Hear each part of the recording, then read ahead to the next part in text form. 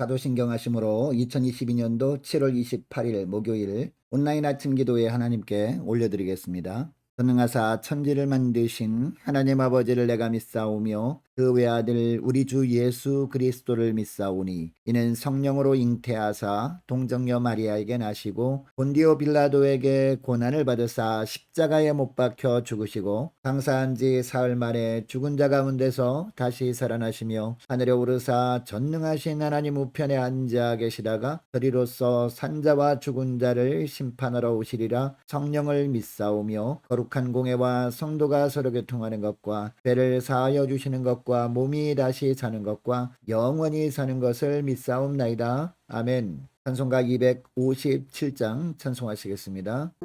마음에 가득한 의심을 끼치고 지극히 완벽한 마음으로 찬송을 부르는 어린 양 예수의 그 피로 속죄함 얻었네.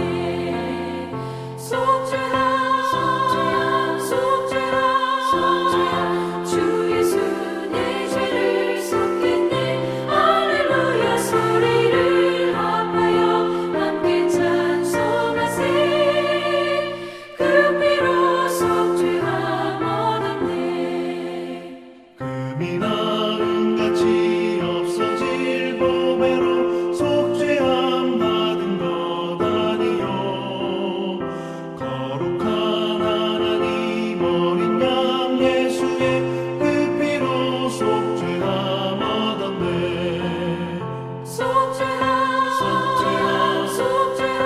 속죄함 주 예수 내 죄를 속했네. 할렐루야 소리를 합하여 함께 찬송하세. 그 피로 속죄함 얻었네. 나 같은 죄인이 용서함 받아서 주 앞에 옳다함 얻음은 확실히 믿기는 어린 양 예수의 그 피로 속죄함 얻었네.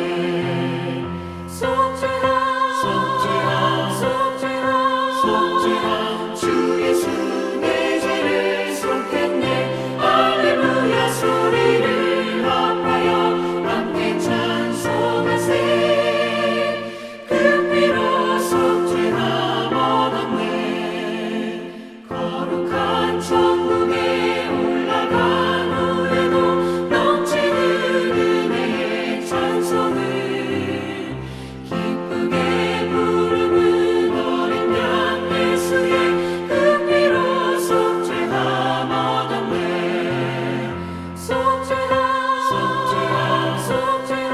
속죄함 주 예수 내 죄를 속했네. 할렐루야 소리를 합하여 함께 찬송하세. 그 피로 속죄함 얻었네.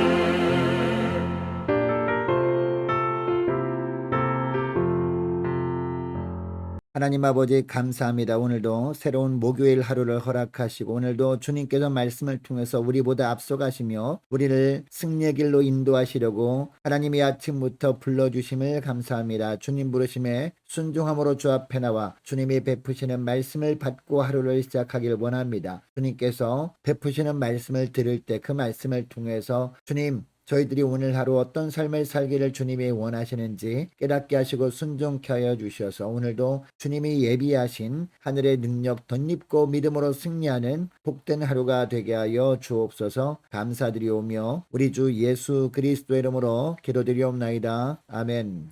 자, 이 아침에 하나님이 주시는 말씀은 신약성경 히브리서 4장 14절부터 5장 10절까지 말씀 보겠습니다. 자, 화면을 보시면서 4장 14절부터 함께 합독하시겠습니다. 그러므로 우리에게 큰 대제사장이 계시니 승천하시니 곧 하나님의 아들 예수시라. 우리가 믿는 도리를 굳게 잡을지어다. 우리에게 있는 대제사장은 우리의 연약함을 동정하지 못하실 리가 아니요 모든 일에 우리와 똑같이 시험을 받으신 이로되 죄는 없으시니라. 그러므로 우리는 긍휼하심을 받고 때를 따라 돕는 은혜를 얻기 위하여 은혜의 보좌 앞에 담대히 나아갈 것이니라. 대제사장마다 사람 가운데서 택한 자이므로 하나님께 속한 일에 사람을 위하여 예물과 속죄하는 제사를 드리게 하나니 그가 무식하고 미혹된 자를 능히 용납할 수 있는 것은 자기도 연약에 휩싸여 있음이라. 그러므로 백성을 위하여 속죄제를 드림과 같이 또한 자신을 위하여도 드리는 것이 마땅하니라. 이 존귀는 아무도 스스로 취하지 못하고 오직 아론과 같이 하나님의 부르심을 받은 자라야 할 것이니라. 또한 이와 같이 그리스도께서 대제사장 되심도 스스로 영광을 취하심이 아니요 오직 말씀하시니가 그에게 이르시되 너는 내 아들이니 내가 오늘 너를 낳았다 하셨고 또한 이와 같이 다른 데서 말씀하시되 내가 영원히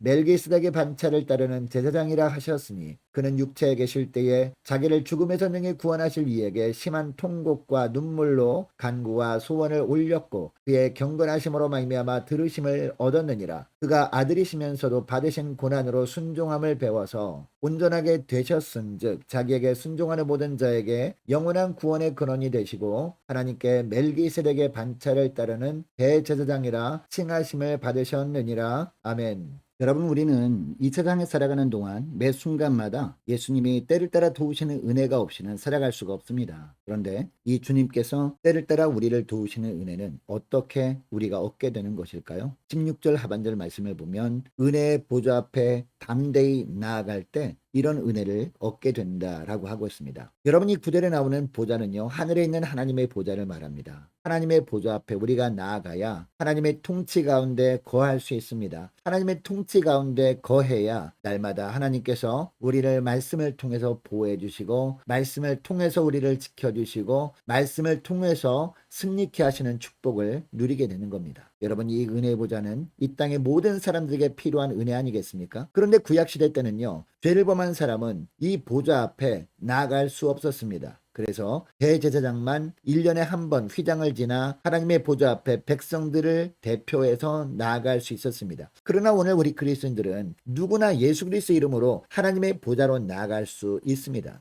예수님께서 우리의 대제사장이 되시기 때문이죠. 그리고 예수님은 부활하여 살아계십니다. 그래서 우리는 언제나 예수님의 이름으로 하나님의 은혜의 보좌로 나아갈 수 있게 된 겁니다. 다르게 표현하면 예수 그리스도 이름으로 기도함으로 말미암아 어디에 있든지 우리가 어떤 곳에 있든지 어떤 상황 가운데 처하든지 하나님의 보좌 앞으로 예수님의 이름으로 나아갈 수 있게 된 겁니다. 여러분, 그러면 때를 따라 돕는 은혜를 얻기 위해서 예수님의 이름으로 하나님의 보좌로 나아가야 하는 이유가 있습니다. 첫째로 우리가 겪는 고난을 동일하게 주님께서 겪으심으로 말미암아 고난의 때마다 진정한 위로를 주님께서 해 주시기 때문이죠. 여러분, 예수님이 이 땅에 계시는 동안 예수님은 우리와 동일한 육체를 가지고 계셨습니다. 그래서 이 땅에 계시는 동안 우리가 당한 고난을 예수님도 똑같이 경험하셨습니다. 그렇기 때문에 우리가 연약할 때마다 우리의 연약함을 주님은 전부 이해를 하시는 분이십니다. 그러나 예수님께서 우리와 다른 부분이 있죠. 15절에 보니까 우리는 죄의 영향력 때문에 이 죄에 대한 결과 때문에 연약함을 가지고 살고 있지 않습니까? 이 죄에 대한 결과로 죽음이 왔습니다. 고통이 왔습니다. 시련이 왔습니다. 그러나 예수님은 죄가 없으신 분이잖아요. 죄가 없으심에도 불구하고 우리를 위해서 연약함을 체험하셨다는 겁니다. 이 땅에 계시는 동안에. 왜요? 우리가 고난당할 때마다 우리를 이해하시고 우리를 위로해 주시려고 이렇게 하신 겁니다. 여러분, 이것을 기억할 때 우리는 더욱더 담대하게 예수 그리스도의 이름으로 은혜의 보좌로 나아가야 하는 겁니다. 그래서 16절 말씀에도 보니까 그 은혜의 보좌 앞에 나아가 때를 따라 우리를 도우시는 은혜를 얻으라 라고 권면하고 있는 겁니다. 여러분, 이것을 기억하시고 무엇보다도 날마다 예수 그리스도의 이름으로 은혜의 보좌 앞에 나가 때를 따라 돕는 은혜를 누리며 사는 저와 여러분 되시기를 축복합니다. 둘째로 우리 죄를 대신에 짊어지셨기 때문에 우리는 예수님의 이름으로 은혜의 보좌에 담대히 나갈 수 있게 된 겁니다. 여러분, 대제사장은요, 이스라엘 백성들을 대표하는 인물이어야 했습니다. 그래서 사람들 가운데 선택되었습니다. 오늘 보면 5장 1절에도 보니까 대제사장은 중보자였다라고 하고 있습니다. 여러분, 중보자가 어떤 역할을 합니까? 하나님과 사람 사이를 중개하는 역할을 하는 그런 존재 아닙니까? 하나님은 거룩한 분이십니다. 그러나 우리 사람들은 모든 사람이 죄를 범하였으며 하나님의 영광에 이르지 못했습니다. 그래서 하나님과 사람 사이에 중보자가 필요했는데 그 중보자가 누구였다고요? 바로 대제사장이었다는 겁니다.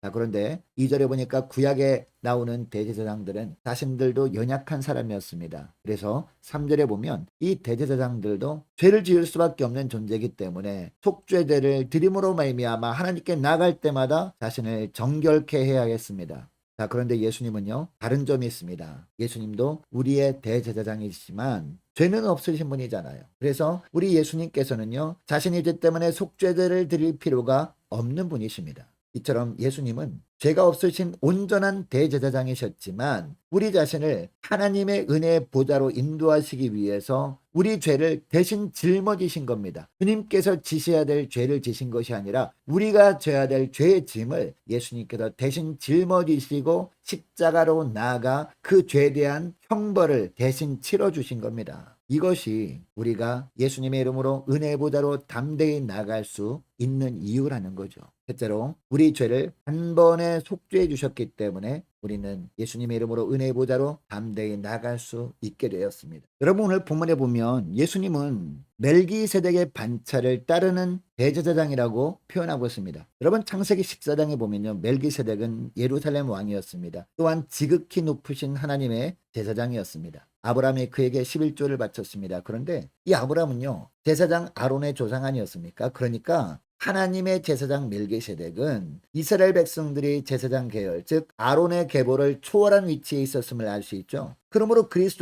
예수 그리스도는 영원한 대제사장이시라는 겁니다. 그래서 7절에 보니까 인간으로 오신 예수님은 자기를 죽음에서 구원하실 수 있는 분께 심한 통곡과 눈물로 간구와 소원을 직접 올리셨다라고 하고 있습니다. 그리고 8절 9절을 보면 자신을 믿는 모든 자들을 영원한 천국으로 인도하시기 위해 고난에 순종하셨다라고 하고 있고요. 그리고 빌립보서 2장 7절을 보면 죽기까지 복종하셨다라고 하고 있습니다. 여러분처럼 예수 그리스도께서는 우리 죄를 단번에 속죄해 주셨습니다. 우리를 은혜의 보좌로 인도하시기 위해서 영원 전부터 하나님과 함께 계셨던 예수 그리스도께서 친히 우리 중보자로 자청하신 겁니다. 그리고 우리 자신의 구원을 이루시기 위해서 예수님께서 엄청난 대가를 단번에 다 지불해 주신 겁니다. 이것을 보면 우리를 향한 주님의 사랑이 얼마나 깊은 사랑인지 알 수 있습니다. 여러분이처럼 멜기세덱의 반차를 따르는 영원한 대제사장 되신 예수님께서 단번에 속죄해 주신 은혜로 말미암아 우리는 예수님의 이름으로 은혜 보좌 앞에 담대히 나아가 죄에서 자유함을 누리며 살아가게 된 겁니다. 여러분, 이것을 기억하고 오늘 기도할 때 이렇게 기도했으면 좋겠습니다. 하나님, 고난당할 때마다 친히 위로해 주시기 위해 내가 이 땅에서 겪을 고난을 다 겪으시고 십자가를 지신 주님의 사랑을 늘 기억하며 살게 하옵소서 간절히 기도하기를 원합니다. 또한 기도할 것은 내가 짊어질 죄의 짐을 대신 짊어지시고 십자가에서 나의 죄에 대한 대가를 단번에 치러주심으로 죄에서 자유를 얻게 하신 주님의 사랑에 감사하며 그 주님의 사랑을 세상에 전하며 사는 하루가 되게 해달라고 간절히 기도하기를 원합니다. 오늘 목요일입니다. 목요 전도단 위에서 함께 기도하기를 원합니다. 모이기를 힘쓰는 교회 되게 하옵소서. 깨어 기도하는 교회 되게 하옵소서. 전도하는 교회 되게 하옵소서. 유초등부 중고등부 청년부를 위해서 각 구역과 남녀 전도회를 위해서 많은 환우들 위해서 군 복무 중인 이시훈 형제를 위해서 성사님들과 나라 민족을 위해서 교회의 앞날을 위해서 저와 여러분이 가지고 나온 기도 제목을 놓고 우리 함께 기도하기를 원합니다. 기도하겠습니다.